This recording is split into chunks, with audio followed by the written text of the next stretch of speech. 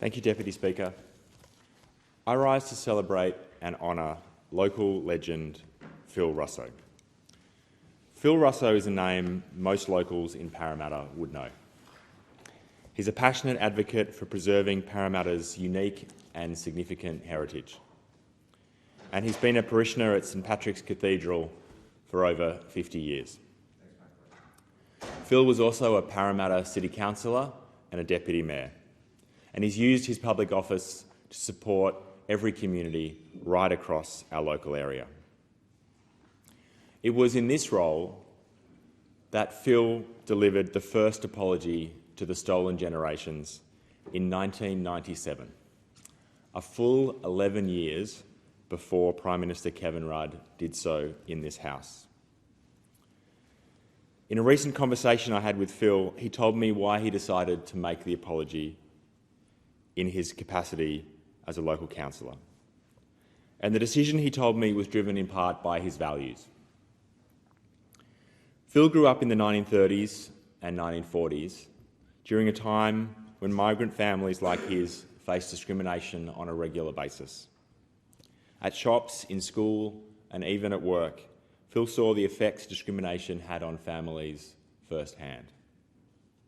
As a young man, Phil travelled in the Merchant Navy and sailed around the Pacific.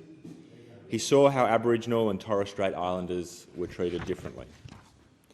They were explicitly excluded, segregated, and barred from so many of the opportunities afforded to non-Indigenous families.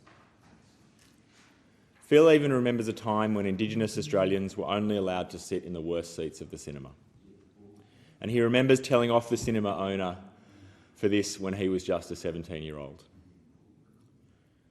But Phil also credits his decision to make the apology to the stolen generations because of his experiences at the conference where the Bringing Them Home report was launched.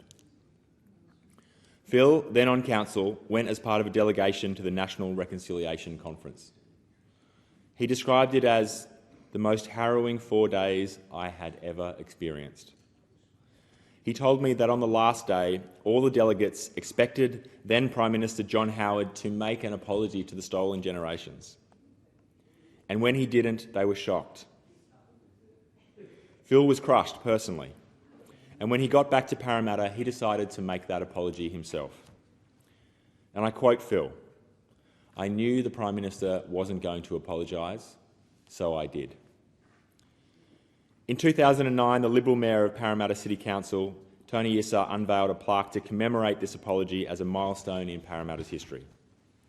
And in 2013, Phil even received an Order of Australia Medal for his advocacy and community service.